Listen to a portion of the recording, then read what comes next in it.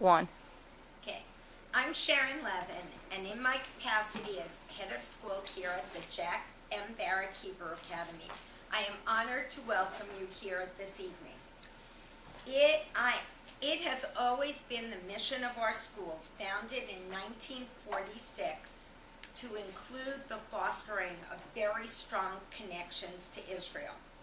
When Avi Lurie came back from Israel a few years ago, and he and his family were moving here from New York, he realized that he had to return to Jewish day school. Avi joined our 11th grade last year, and it was as if he had always been here. He is an extraordinary young man, and his talents include being a gifted pianist.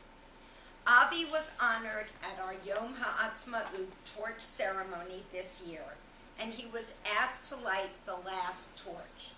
As Avi spoke and told all assembled that he was moving to Israel and joining the IDF, pictures of Barrack alumni currently in the Israel Defense Forces flashed on the screen.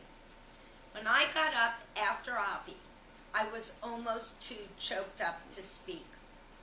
With so many of our graduates choosing to join the IDF and becoming lone soldiers in Israel, it is comforting for all of us to know that there is an FIDF organization with the slogan, "Their job is to look after Israel, ours is to look after them."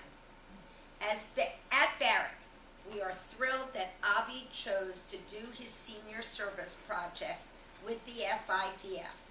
And we know that when Avi is serving in the Israeli Defense Forces, the FIDF will be there to provide him with the emotional, spiritual, and financial support that they have always done for so many others.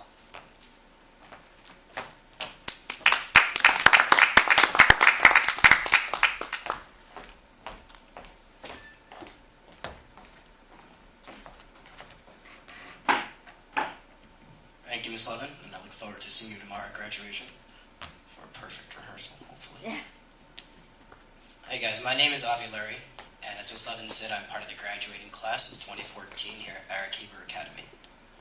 I'm standing up here today to tell you about my love for Israel. It all started when I was younger, but a very major event happened when I was 12, 13 years old. An event that every young man goes through, and that's his bar mitzvah. While my peers and my friends were at home talking to their parents about where they wanted to have it, who they wanted to be there, what they wanted it to be like, I had a little bit of a different idea. I wanted mine to be in Israel. I wanted to be home. So when I was 13, I successfully convinced my parents to take me on a 7-day trip to Israel, at which I stood at the Kotel with my family by my side and became a man. There was one event in particular that week that really strikes me. I can remember after becoming bar mitzvah, my parents let me go on my own to explore the Kotel. I can remember approaching it and feeling at home. It was almost as if I belonged there, and that's how I truly felt. Home. As time went on, I returned home, and I decided that it was time to look for other Israel events I could join. I found a program called Tichon Yerushalayim, or TRI for short.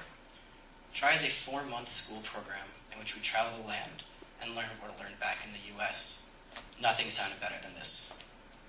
To make a long story short, January of 2012, I boarded a plane, I took off, and spent the next 4 months in Israel. Now I could stand up here for hours to tell about the experience I had, the friends I made, the connections I have still to this day. What I want to talk about is when I got home. Before I got home, actually. We were sitting in what we called the Ma'agad, a circle. We talk about, how our week went, what we were going to do. This Ma'agad was special. This was our final Ma'agad before we left. I can remember going around, I can see my friends now saying how they want to return to Israel. They want to come back. They came to me and I froze. All I knew is I wanted to be home. I wanted to come back. To make another long story short, in exactly 1 week, June 14th, I'll be joining the Israeli army. I will be home. Home. I was talking to my friends a couple days ago about what home really is. One of my friends looked at me and said, "It's easy. Home is where your family is." I said, "You're right, home is where your family is." For me, it's a little different. I don't have any immediate family in Israel. In fact, closest family I have is a great aunt and a great uncle. This is where friends of the IDF comes in. I had the privilege over the last couple of months of my last trimester of high school to work with an organization called Friends of the IDF, and even more of a privilege to work with the executive director of the Philadelphia region, Sia Wexler, and Margie Chachkin. Through that, I learned about something called the Saban Lone Soldier Home. The Saban Lone Soldier Home is a home that's going to be built in Jerusalem that will house roughly about 500 soldiers on every given weekend.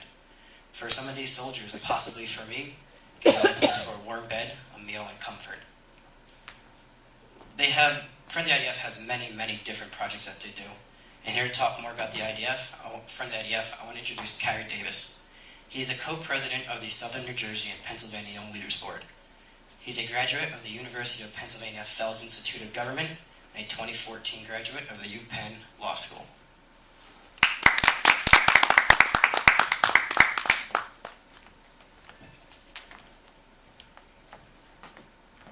Thank you, Avi. It's really a privilege to be here today to talk a little bit about FIDF, what we do, and I want to wish you Yasher Koch on everything that you do.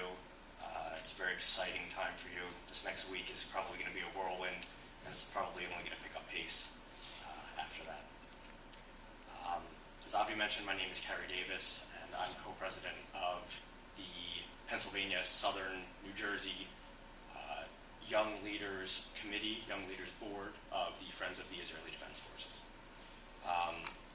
I am proud to say that I'm a Jack Barrack, or as it was called at the time, Akiba graduate, class of 2006. And when I came to this building for the first time, I really wanted to take a look around.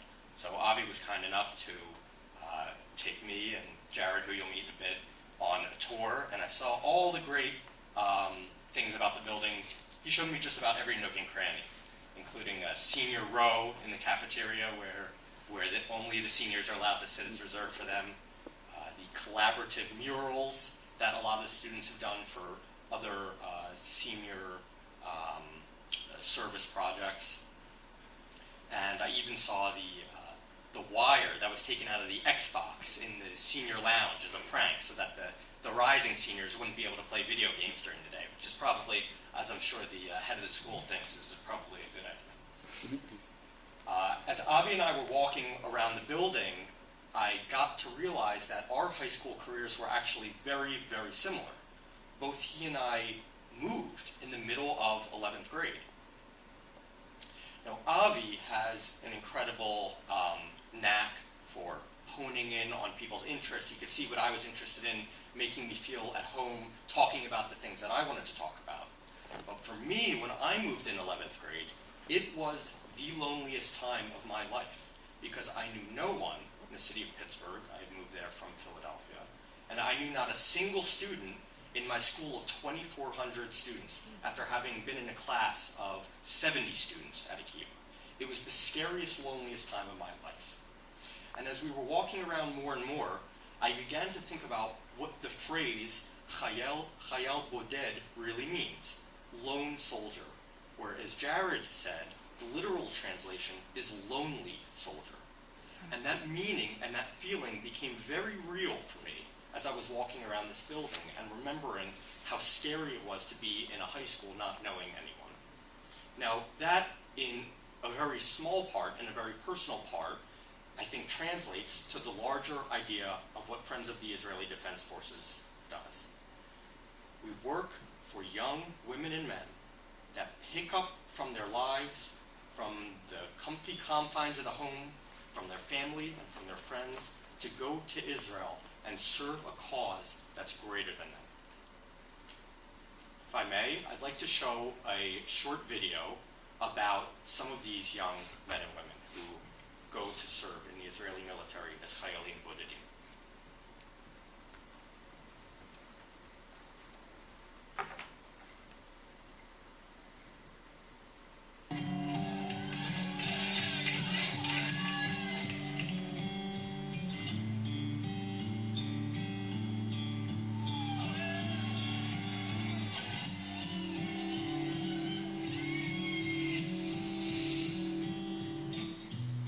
From Los Angeles, California.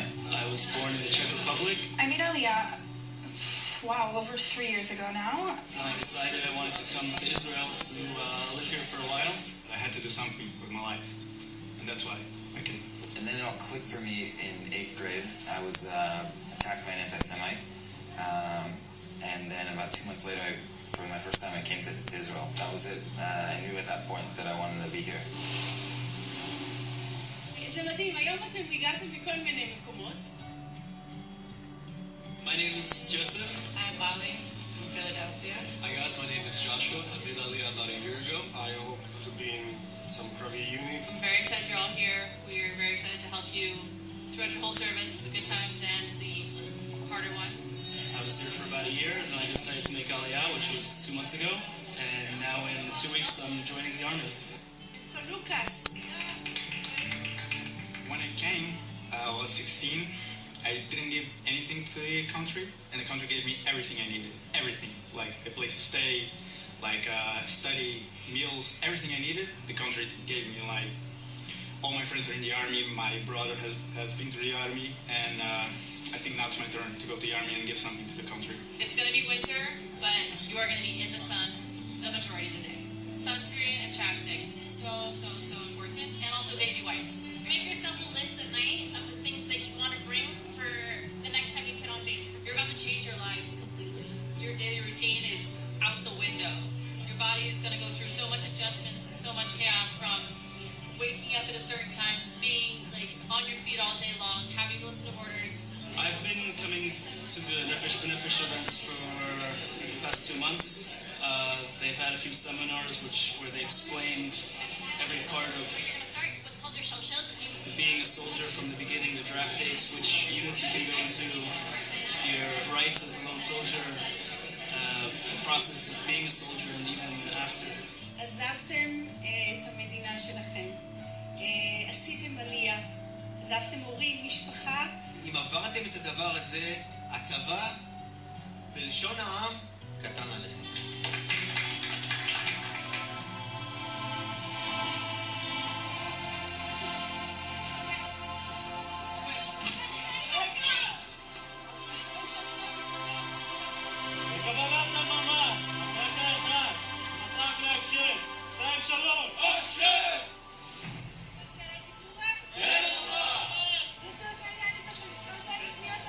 I joined the army when I was 25. I was in Nachal Battalion 932, and I don't regret it for a second. In my new job, I am the head of Hasbara, which I think we translate as public diplomacy for the most part, civil policy towards the Gaza Strip. Our unit is the coordinator of government activities in the territories. I really felt like what's the word? I felt like I had a purpose.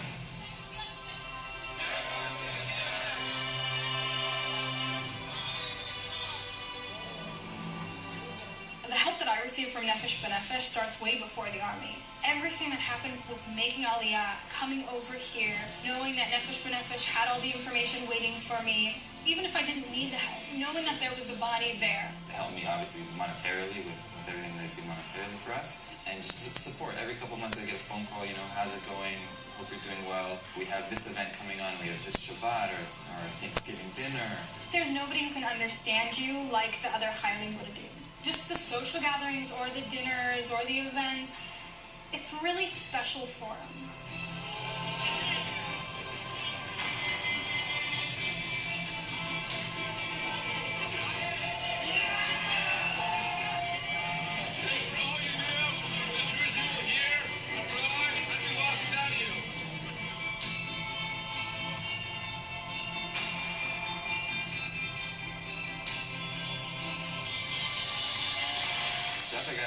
I got tons of emails from Nefesh B'Nefesh, saying there's these jobs and there's workshops to see, just to help and try and find you a job. So right now I work in international sales. I deal with buying and selling electronic components all over the world.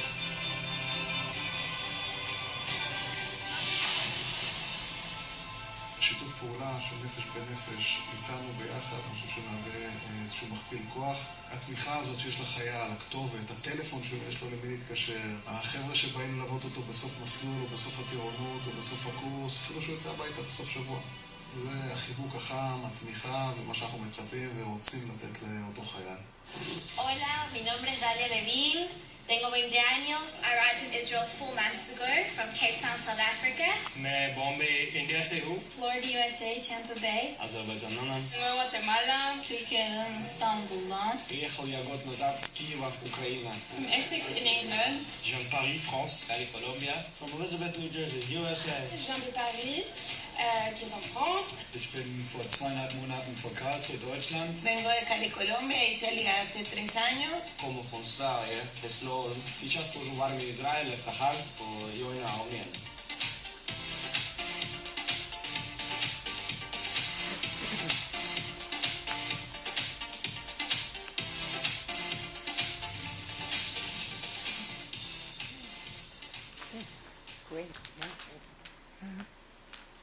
The FIDF, or the Friends of the Israeli Defense Forces, has been around since 1981, working to help young women and men who are lone soldiers in Israel, who uproot themselves and go to find a new home, sometimes they call it, in Israel. Our chapter in Pennsylvania, Southern New Jersey, has been around for 3 years, and we already have 10,000 members, which is an astounding number for 3 years. Our Young Leaders Board has been around for less than 1 year. We already have an entire board up and running, several dozen members. I could go on for 20-30 minutes about the events that we've already done, that we have planned. Some highlights are, biggest highlight so far is we raised Misholach Manot, or Purim care packages, for an entire battalion of 260 soldiers. We did this over the course of 1 week. So the possibilities, the growth, endless. To talk a little bit more about our organization, about his own experience, is one of my inspirations, a hero of mine, my co-president on the board, most importantly, my friend, Jared Ben-Karo.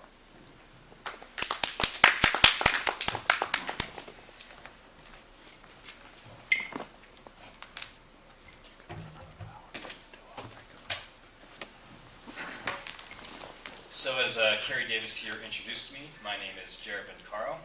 I first and foremost want to congratulate Avi Lurie, as well as his family, who I'm sure must be very, very proud.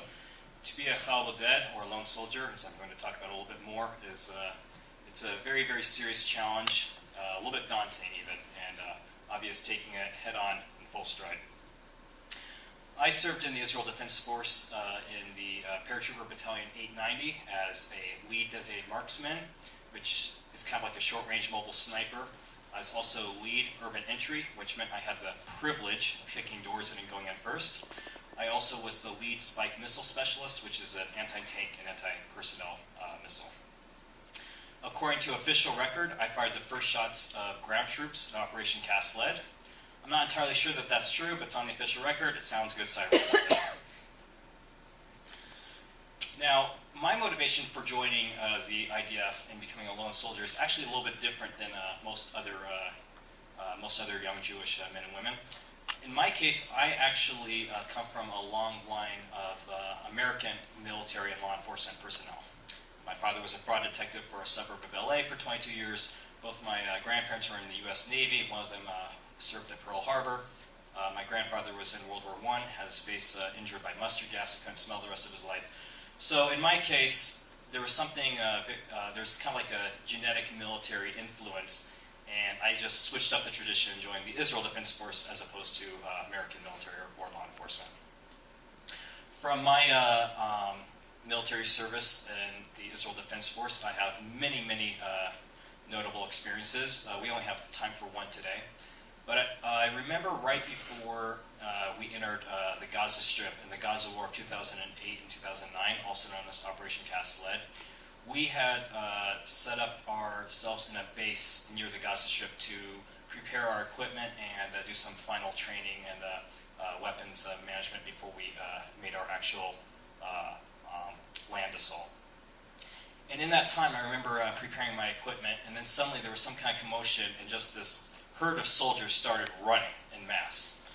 And so I called out, I asked, are we under attack? What's going on? And they said, no, donations. Friends of the IDF had showed up on our military base, and they had arrived with a whole slew of all sorts of different types of donations, everything from food items to cold weather gear to other types of similar equipment to assist us during our land assault of Operation Cast Lead. And I remember very, very clearly the FIDF representatives. They were vice presidents and chairmen at very, very high level. The CEO of a well-known domestic, bath towels and things like that company was there. They personally came there to visit us and to deliver these donations. And I'll never forget the look of concern on their faces and the sincerity in their eyes. And it was in that moment, in that day, that I pledged to myself that when my military service was complete, I one day too would also become part of Friends of the IDF and volunteer and help out any way I could to enable the next generation of IDF soldiers, and especially Chayalim Bodedim, or lone soldiers, to receive the same benefits and privileges that I did. Especially because that day, when FIDF showed up there, it wasn't just the donations. Of all the contributions they made to me personally, that was minimal. It was the fact that we were involved in a military operation that the world was already condemning us for before we even started, and to know that there were so many people, Jewish and non-Jewish, that were supporting us to the point of sending us letters and care packages. The psychological, emotional, and even spiritual support that we felt in that moment really gave us the strength that we needed to do what we needed to do in the Gaza Strip and Operation Cast Lead. FIDF does a lot of great things for lone soldiers. The Israel Defense Force in general, but especially lone soldiers. Carrie mentioned a few of them. A few that I personally like to mention is, first and foremost, we have the Impact Scholarship Program. It's an absolutely great program. It's provided funding to many IDF soldiers that are exiting their service with the ability to study in Israel with no significant financial worries. One of my favorite programs that FIDF sponsored that I personally received, or benefited from rather, was their Pesach program. People don't think about it, but when you're a lone soldier and the holidays come around, we're not with our families, and no one wants to go home to an empty apartment. So what FIDF has done is they've worked with the IDF to sponsor an entire Pesach Seder at a resort, usually in Ashkelon, and it's just this beautiful resort with amazing food and activities and entertainment. This Pesach Seder is so popular that we actually have a problem with amazing food and activities and entertainment. This Pesach Seder is so popular that we actually have a problem with Americans who have made Aliyah with their families. They're in the IDF, ditching their families and trying to sneak into this Pesach Seder. But people, don't really realize just really what it means to be, a lone soldier. Again, not having that emotional support of your family, not having that support structure, it really makes a difference. And there's also the little things that people don't think about. When you have a problem with your bank account, the Israelis, the native Israelis, they call their mother or their father and they take care of it. We don't have that privilege. When you have an issue where your refrigerator stops working, it's something that your family would take care of. In that case, you actually have to leave the base and go all the way back to your residence and fix it. If you have a doctor's appointment, all these different types of things that your family would assist you with and help you with, we don't have as lone soldiers, as Chayalim Bodedim. And FIDF really tries to enact programs and enhance programs that minimize those extra challenges. And similarly, the Saban House, which is a new project in Jerusalem, specifically aims to counteract a lot of those challenges, because when you are, I can tell you from personal experience being on the front lines, when you're on the front lines and you're in the Gaza Strip or you go to Bishimron or on the Lebanese border, wherever you may be, the last thing you want to be thinking about is if your refrigerator is working, or if your landlord is going to cut your lease prematurely for that new tenant, or whatever the situation is. And something like the Saban House, which is a residence center with all new appliances and just a comfortable, easy lone soldier designed living arrangement, is an amazing solution and definitely something that should be supported. I could go on, but I'm going to hand it back over to Avi Lurie. Once again, commend you and offer you Yasher Koach, or as I say because I'm Greek Sephardi, Chazak Baruch, to you in your upcoming journey as a fellow dead lone soldier.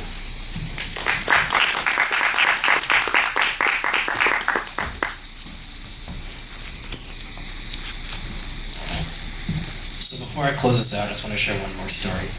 It was actually, it must be a few months now, since I was at the Friends of IDF Gala, and my friend Jonathan F. and I were lucky enough to go on behalf of our school and represent them. Remember, we were looking around for a table to sit at. Came down, we sat down, a gentleman sat next to me, started talking, and he became an inspiration. It was actually Jared. The first thing he said to me was, "Yeah, I was a lone soldier in San Khanim. That's exactly what I want to be, a lone soldier in San Khanim." He was nice enough to send me a book if my dad would stop hugging me and let me read it. I'm hoping to get it before I leave for the week. Very nicely sent me the book. I look forward to reading it. I also want to thank you for coming out, Carrie. I know we were walking around, we were talking, and it seems so selfless that you would just give your time to Friends of IDF. I remember I was asking you what inspired you, talking how you knew Sophia, and you always wanted to be something, always wanted to help out. And it's just amazing with the time and the dedication that you give. I want to thank everybody who came out, and we have flyers and brochures at the top to learn more about the organization. Thank you. Avi, can I just say, because, we're all supposed to be watching your presentations for your senior service project, but listening to you and watching how you've matured over the last few years, and to listen to how incredibly well-spoken you are, and from the place of passion, your passion from whence all this comes, and actually all three of you, so unbelievably well-spoken. And Carrie, I guess you must have been a year ahead of Matt and Kim, right? Their year. I thought they were 2007, but 2006 is an incredible class, and I remember when you moved. And, I was going to ask you the question that Avi just referenced, which was the kind of why, because you hadn't joined the IDF. And all I can say is from listening to the three of you speak and knowing that Svea had reached out to my husband in particular and gotten him involved in the FIDF last year, and it makes me know that I want us to re-up our involvement and our financial support. And it's so worthwhile, and it's amazing. And to see all those people and so many young people when we went to the gala this year, it is so heartening. And and just harking back to what I said at the very beginning, that moment of seeing you light that last torch and looking, we could have sat here for an hour watching pictures of a Kibbutz Barrack alum who have made Aliyah or joined the IDF, but the pictures that were behind you were just those who are serving right now. And that's an incredibly amazing thing, and a feat for a small school like ours, and something we're so proud of. And we're so proud of you. All of us are so proud of this journey that you've made. It was so interesting to hear, all your motivations. So I think I was very lucky to be here tonight, and thank you for asking. So I wish you so much. Nesiya tova, b'hatzlacha, and all good things. Thank you.